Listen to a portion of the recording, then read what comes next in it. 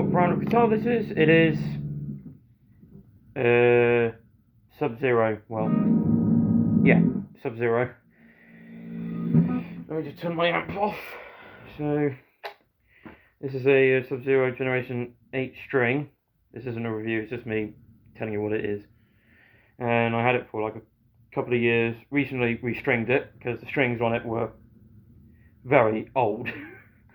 And just put thicker gauge strings on it rather than standard 8 string. So heavy bottom, high top, as in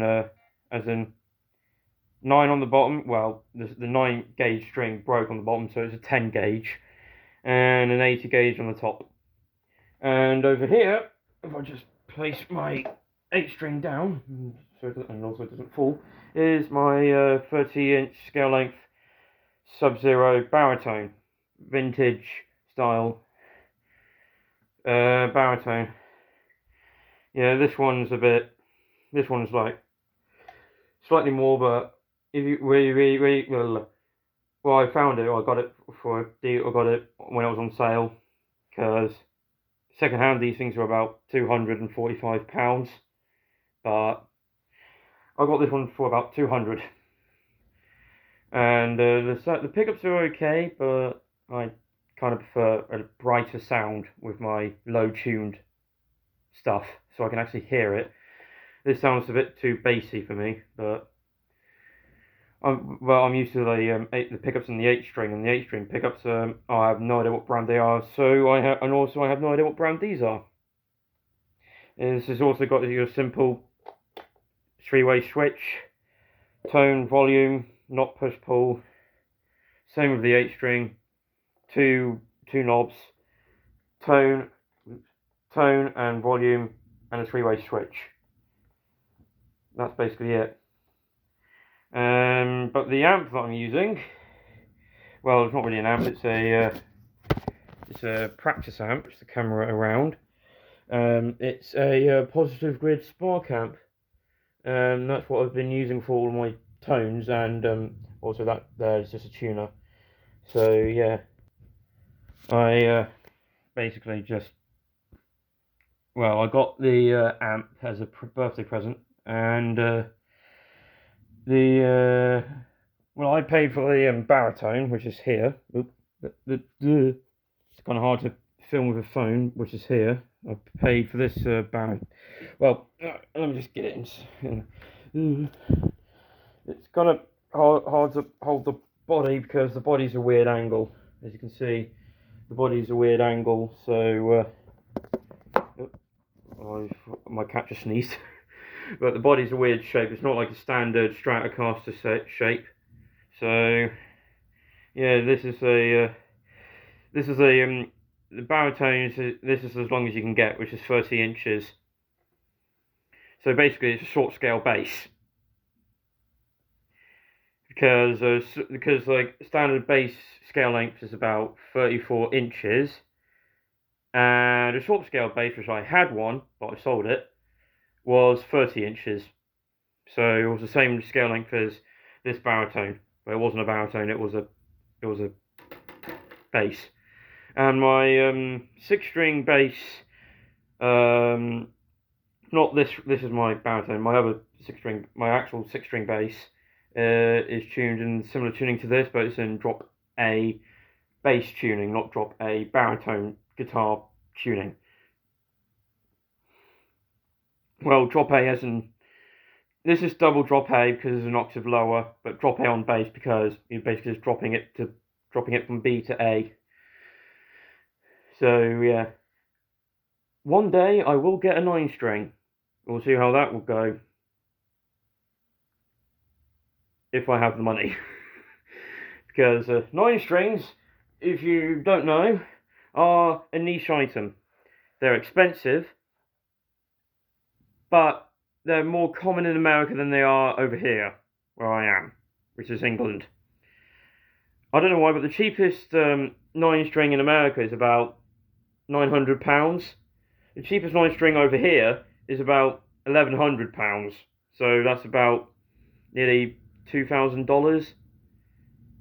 US dollars, not not any dollar, not any country that uses the dollar name. Yeah, so yeah, it just uses that, and well, 9 strings. Yeah, I do have a 9 string, but it is absolutely terrible. It is not a branded 9 string, and I tried to sell it, couldn't sell it, so just gonna keep it for parts because yeah. And also, when you get if you are getting a 9 string, and you think, oh, what's the scale length of a 9 string, and you think, oh, it's around, and you think, oh, it should be the same length as baritone, which is 30 inches. Not the case. They're actually an inch in between the same scale length as this 8 string, which is 28 inches, or 27 inches, or an inch shorter than this 8 string. So they're between 28 and 27 inches. So not in between, but they are those two measurements. The scale length, that is. Yeah. So basically, I haven't been playing guitar much. So I've been playing 8 string since 2021. Well, around 2021, and my baritone since this year. But I've been playing a lot of 8 string because it's a guitar that I kind of like, and yeah. So like the guitar that I usually play the most is the 8 string. I do play a 6 string. I do have a 7 string, but the 7 string is in a guitar shop being fixed because I have may have broken the volume knob by accident. Basically, what happened was when I was building it, I got it as a kit.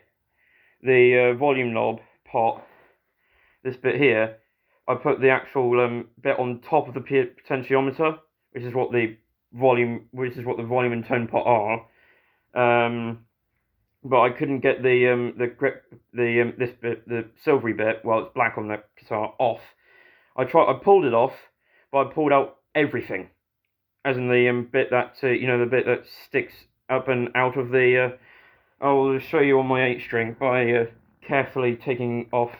Yeah, as in this bit here. I ended up pulling that bit out, and it was attached to something like this. So this had that in it, and it could not be fixed. So I had to buy a new one, but they're not that expensive. You can just find some on Amazon for like £6. That's what I've done. And yeah, and the guitar, the 7 string guitar that I've got is a headless guitar. Don't know I can't remember the company. It was from Etsy. Spent a lot on it, and it spent most of the year in the shop being fixed. So that's basically it for my guitars. So yeah, there might be some more videos on guitars or drum videos where I've got an E-kit. I may update when I have the E-kit and have the space. Because currently, you can't put an E-kit in a garage, because that's where my main drum kit is. But an E-kit is more sensitive to temperature, kind of like me. More sensitive to temperature, and it will or may not, work. If it's too cold, it may not work. If it's too hot, it may not work. So it's kind of like a battery, really, like a battery you get for an RC plane, where they don't like too hot temperatures and they don't like really cold temperatures. They need to be between 10 and 20 degrees C. So yeah, what I do is quite kind of expensive, but as in but I'm really into music, so that's why I have this thing called guitar acquiring syndrome, or GAS for short. Because I originally had about 11-12 guitars, and it's gone down to 10 guitars. I've got rid of 2. I still need to get rid of 2 acoustics because I don't play acoustic, but yeah, the thing is with acoustic, you can't fix the action and you can't fix the neck. Because on an acoustic, the neck, you can't adjust, because once it's bowed, it's bowed. and you can't replace it because it's not a bolt on.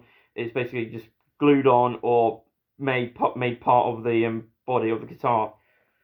So yeah, so that's basically it. And maybe eventually I can play that 7-string when I get it back within the new year.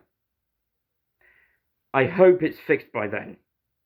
If not, I'll probably I'm not going to give up. I'm probably just going to save up some money and buy like a dinky RS something. I can't remember what it's called. It's a Jackson 7-string, but I can't remember what the name of it is. My guitar nearly fell. I don't know. I need to sort out the. There we go. My 8-string almost fell on the floor. That would have been the second time it has happened, but it didn't break. But yeah, I'll probably keep you updated in the near future. So see you until then.